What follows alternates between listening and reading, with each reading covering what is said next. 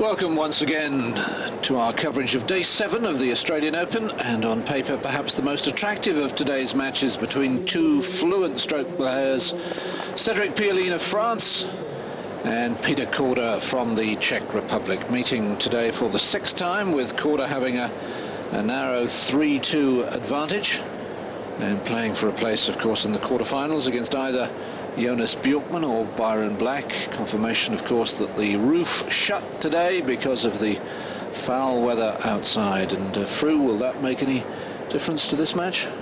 Well, I think it should really suit Korda just that little bit. A little bit faster, of course, not the wind there to disturb factors.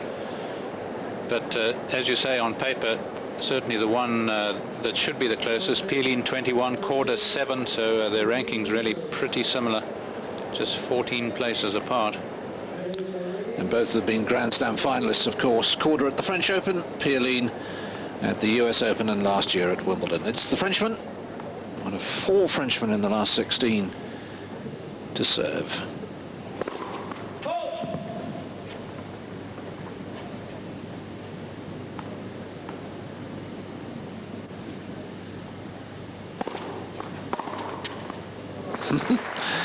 Well, if Korda's going to be in that sort of form today, Pioline is going to have a very hard time. Yes, you've just got to tell yourself that this is a man, of course, who can do it, but that hopefully he's going to miss a few too, or the serve's going to start operating a little bit more powerfully. But always a good time to strike when the serve is just a little rusty.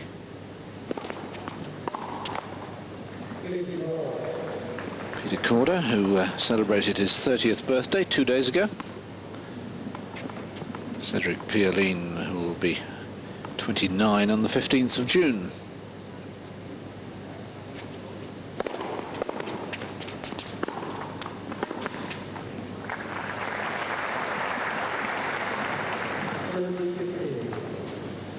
Amazingly, Pioline had never got beyond the second round at the Australian Open prior to this year. It's his 7th appearance. Korda, here for the 9th time, was a quarter-finalist. In '93, lost to the eventual champion Jim Courier.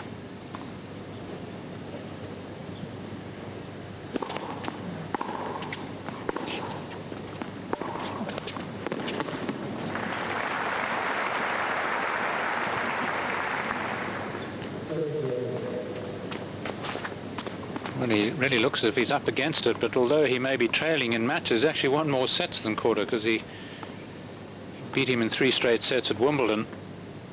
So he's won 6 sets to Korda's 5.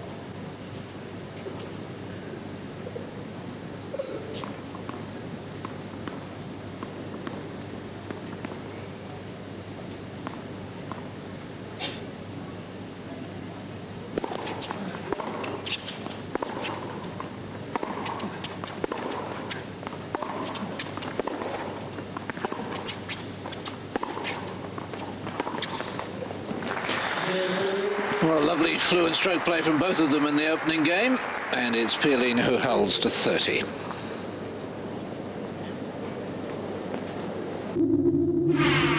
Striving for peak performance. Speeding over the snow with power and precision. It's the battle of the mountain, and the devil take the hindmost. The Alpine Skiing FIS World Cup from Kitzbühel. The men's slalom tomorrow, live on Eurosport. With Volvo. Café de Colombia. It's the World's Cup. And Milka, the Alpine milk chocolate. We stay on serve in the opening set. Korda serving at 1-2.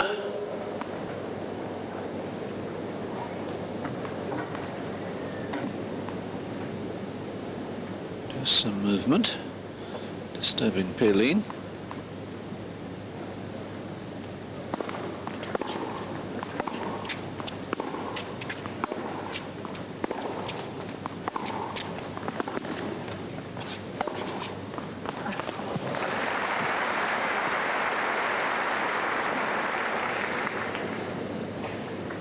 Really a pretty ideal scenario here for Korda. I mentioned that because it's an indoor match today, he has the slight edge, and just looking at the results, he's never actually lost a set to pioline indoors.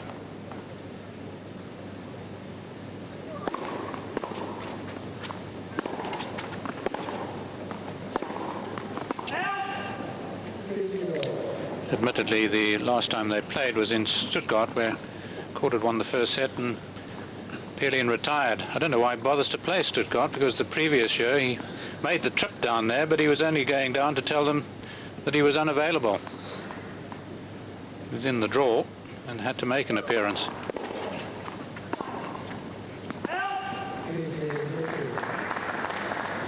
Peter Korda, the man with the best record on the tour at the moment. 8 matches played and 8 matches won, having won in Doha, of course, at the start of the year. Didn't play a week before the Australian Open.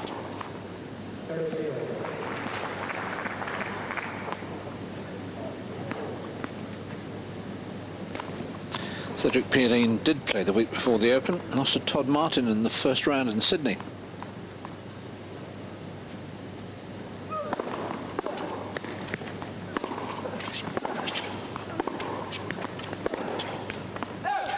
Yes, Martin's a rough draw really these days. Of course, he's going to be unseeded at most of the events initially.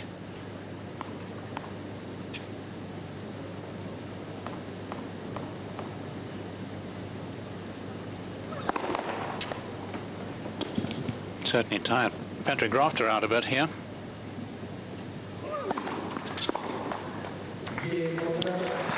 Yes, Alberto Beresetegi was making precisely that point. His quarter levels at 2-all. After his win over Rafter, he sort of said, well, I think I owe some of this victory to Jeff Tarango and Todd Martin, who tired Rafter out in the first 2 matches. Beresetegi was almost apologetic. He said, I'm sorry, everybody wanted Rafter against Agassi, and they ain't got it. Yes, certainly has its effect. These two really are much in the same boat in terms of games played. Pioline's played 92, Korda 96. Precious little between them in so many ways, as we've pointed out.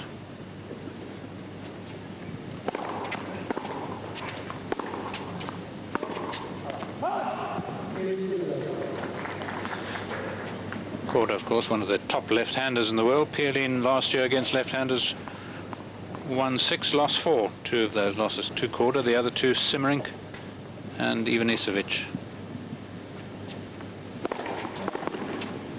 Oh, well, perfect placement, just using the pace of the serve. See the little reaction here from Korda, having made it.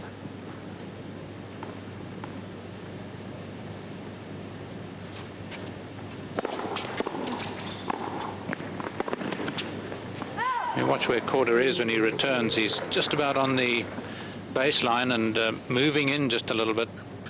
So if you can hit the first volley pretty deep, you'll have him moving backwards. Not easy to do.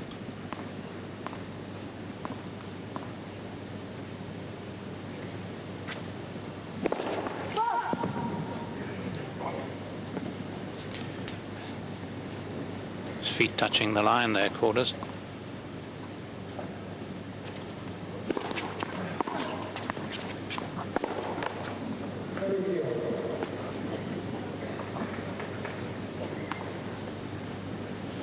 Pioline, a man with a good serve, but it tends to be pretty variable, wins 80% of his service games. There are times when it let him down at the worst possible moments.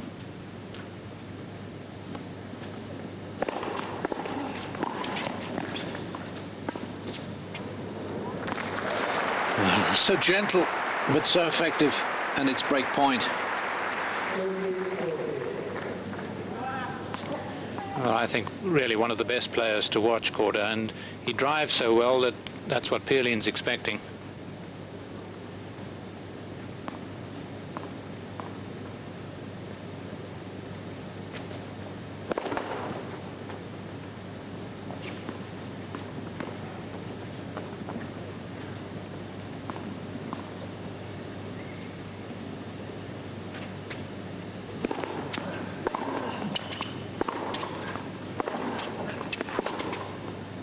No, that's wide. And the first break of serve of the match goes to Peter Korda. And the Czech moves ahead 3-2. Peter Korda's wife, Regina, looking on while Peter hung on to that break of serve. And now he's coming out to serve for the opening set at 5-4.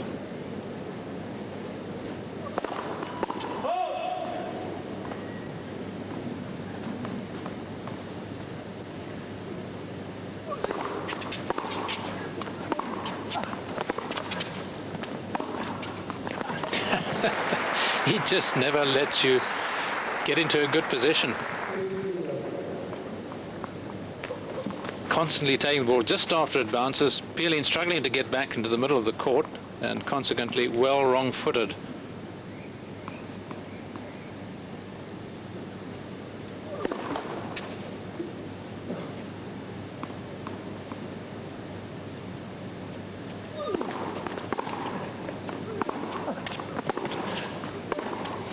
No, oh yes, that's brilliant, isn't it? Smiles all round in the commentary booth.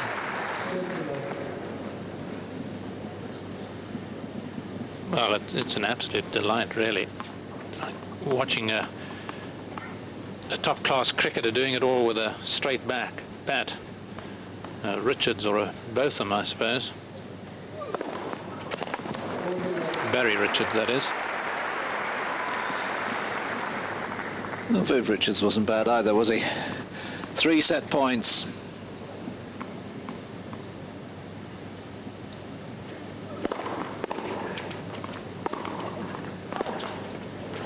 Yeah, it was a classic way to close out that opening set.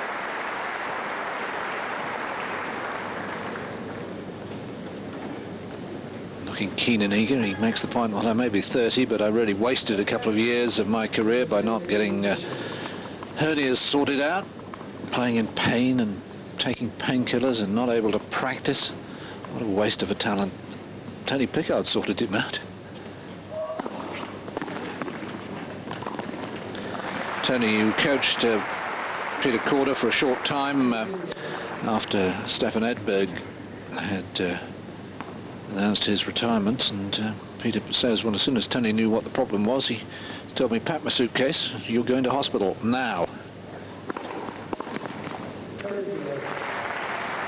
Yes, and he had a vision on the operating table where he was actually receiving a cup. And sure enough, of course, it wasn't long after that he won the tournament in Qatar.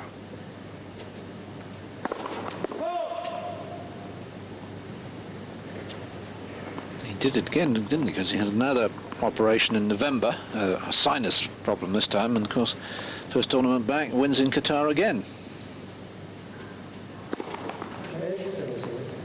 Maybe that's the secret of success in tennis, Fru. That's what I missed out on. I should have had an operation before I played a tournament. He's still got problems, in fact, nasally. He's got no other problems, though. Fluent in every other respect, but he says they've got to go in there and blow something out. They take it easy on the poor man. Yes. The nose is a little close to the brain.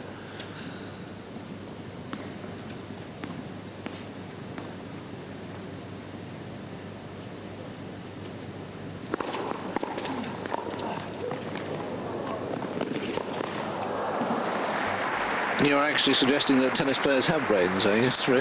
Undoubtedly, of course I am. Far more than umpires.